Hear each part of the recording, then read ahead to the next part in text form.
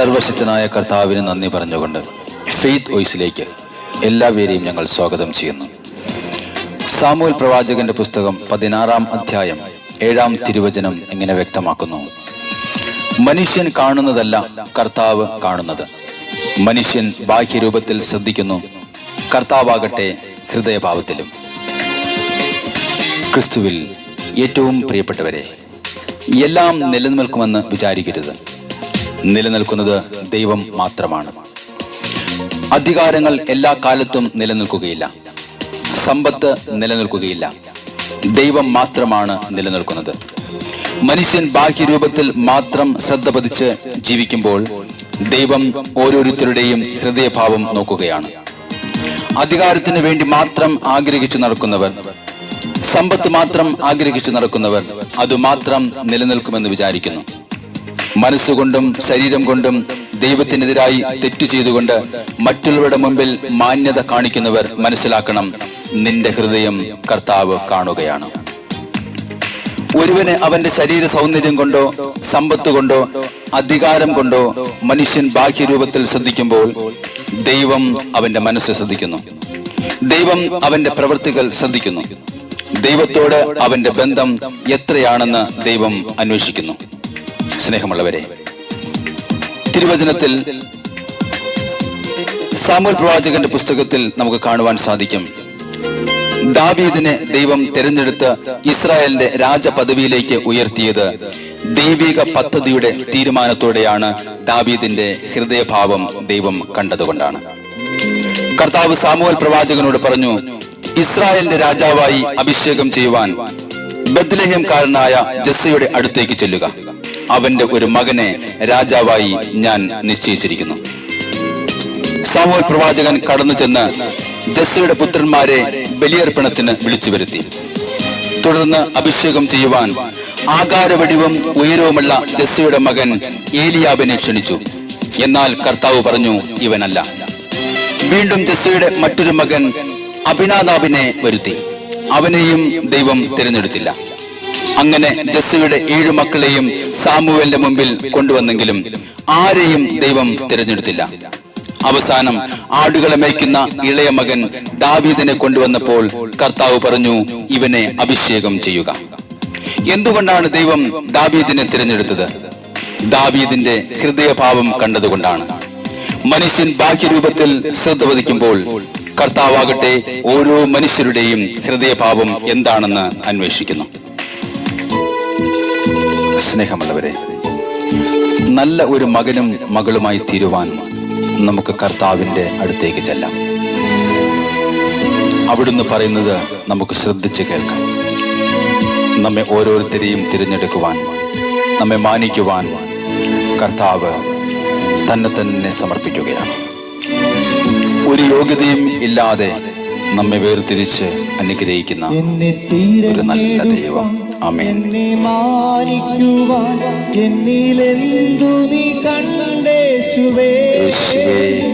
എന്നെ തിരഞ്ഞെടുപ്പാൻ, എന്നെ മാനിക്കുവാൻ എന്നിലെന്തു നീ കണ്ടേശുവേ. ഒരു യോഗ്യതയും പറയാനില്ല, കൃപയൊന്നു മാത്രം യേശുവേ.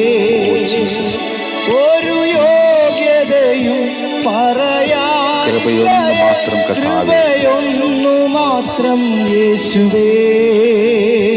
എന്നെ തിരഞ്ഞെടുപ്പാൻ, എന്നെ മാനിക്കുവാൻ എന്നിലെന്തു നീ കണ്ടേശുവേ. ഒരു യോഗ്യതയും പറയാനില്ല, കൃപയൊന്നു മാത്രം യേശുവേ. ഒരു യോഗ്യതയും പറയാനില്ല, കൃപയൊന്നു മാത്രം യേശുവേ. കർത്താവേ, ഞങ്ങളോട് അതിദാരുണമായി കാൽവരി കുരിശിൽ ഞങ്ങൾക്ക് വേണ്ടി രക്തം ചിന്തിയ കർത്താവേ, ഞങ്ങളുടെ പാപങ്ങൾ സകലതും ഏറ്റെടുത്ത് ഞങ്ങൾക്ക് മോചനം തന്ന കർത്താവായ യേശുവേ, ഗത്സമനയിൽ ഞങ്ങൾക്ക് വേണ്ടി വേദനയോടെ പ്രാർത്ഥിച്ച ഞങ്ങളുടെ കർത്താവായ യേശുവേ, അങ്ങ് ഞങ്ങൾക്ക് വേണ്ടി സഹിച്ചത് ഞങ്ങൾ ഓർക്കുന്നു. ഞങ്ങൾക്ക് ഒരു യോഗ്യതയും ഇല്ലാതിരുന്നിട്ടും ഞങ്ങളെ തിരഞ്ഞെടുക്കുവാൻ, മാനിക്കുവാൻ, ജീവനും ജീവശ്വാസവും തന്ന് ഞങ്ങളെ അനുഗ്രഹിക്കുന്ന കർത്താവേ, അങ്ങേക്ക് ഞങ്ങൾ നന്ദി പറയുന്നു. ഗതസമനയിലെ അതിവേദന എന്നെ ഓർത്തു സഹിച്ചുവല്ലോ. ഗതസമനയിലെ അതിവേദനയിൽ എന്നെ ഓർത്തു സഹിച്ചുവല്ലോ. അതിദാരുണമാ കാൽവരി മലയിൽ എന്നെ ഓർത്തു സഹിച്ചുവല്ലോ. അതിദാരുണമാ കാൽവരി മലയിൽ എന്നെ ഓർത്തു സഹിച്ചുവല്ലോ. എന്നെ തിരഞ്ഞെടുത്ത് മാനിക്കുവാൻ, എന്നെ മാനിക്കുവാൻ എന്നിലെന്തു നീ കണ്ടേശുവേ. എന്നെ തിരഞ്ഞെടുപ്പാൻ, എന്നെ മാനിക്കുവാൻ എന്നിലെന്തു നീ കണ്ടേശുവേ. ഒരു യോഗ്യതയും പറയാനില്ലയേ, കൃപയൊന്നു മാത്രം യേശുവേ. ഒരു യോഗ്യതയും പറയാനില്ലയേ, കൃപയൊന്നു മാത്രം യേശുവേ. കർത്താവായ യേശുവേ, അങ്ങയുടെ തിരുമുമ്പിൽ ഞങ്ങളെ തന്നെ താഴ്ത്തി സമർപ്പിക്കുന്നു. കർത്താവെ, അങ്ങയുടെ ദയ ഒന്നുമാണ് കർത്താവെ ഞങ്ങളെ വീണ്ടെടുത്തത്. അങ്ങയുടെ കൃപയാലാണ് കർത്താവെ ഞങ്ങൾ രക്ഷിക്കപ്പെട്ടത്. ഞങ്ങളുടെ യാതൊരു യോഗ്യതയും ഇല്ല, ഒരു മാന്യതയുമല്ല കർത്താവെ. എന്നാൽ ഞങ്ങൾക്ക് വേണ്ടി കുരിശ് ചുമന്ന്, ഞങ്ങൾക്ക് വേണ്ടി കാൽവരി കുരിശിൽ യാഗമായ ഞങ്ങളുടെ കർത്താവായ യേശുവേ, ഞങ്ങൾ ഇതിന് പകരമായി ഞങ്ങൾ എന്ത് കർത്താവെ നൽകും? എനിക്കായി മരിപ്പാൻ, എനിക്കായി സഹിപ്പാൻ എന്നിലെന്തു നീ കണ്ടേശുവേ. എനിക്കായി മരിപ്പാൻ, എനിക്കായി സഹിപ്പാൻ എന്നിലെന്തു നീ കണ്ടേശുവേ.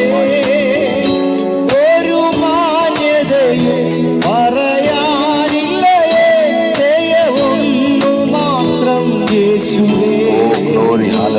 ഒരു മാന്യതയും പറയാനില്ലയേ, ദയവൊന്നു മാത്രം യേശുവേ. എന്നെ തിരഞ്ഞെടുപ്പാൻ, എന്നെ മാനിക്കുവാൻ എന്നിലെന്തു നീ കണ്ടേശുവേ. എന്നെ തിരഞ്ഞെടുപ്പാൻ, എന്നെ മാനിക്കുവാൻ എന്നിലെന്തു നീ കണ്ടേശുവേ. ഒരു യോഗ്യതയും പറയാനില്ലയേ, കൃപയൊന്നു മാത്രം നല്ല കർത്താവേ, ഒരു യോഗ്യതയും പറയാനില്ലയേ, കൃപയൊന്നു മാത്രം. നന്ദി കർത്താവേ, നന്ദി കർത്താവേ, നന്ദി. ഇന്നേ ദിവസം ഇത് കേട്ടുകൊണ്ടിരിക്കുന്ന സകല മക്കളെയും കർത്താവായ യേശു ക്രിസ്തു അനുഗ്രഹിക്കട്ടെ എന്ന് കർത്താവായ യേശു ക്രിസ്തുവിന്റെ നാമത്തിൽ ഞങ്ങൾ പ്രാർത്ഥിക്കുന്നു.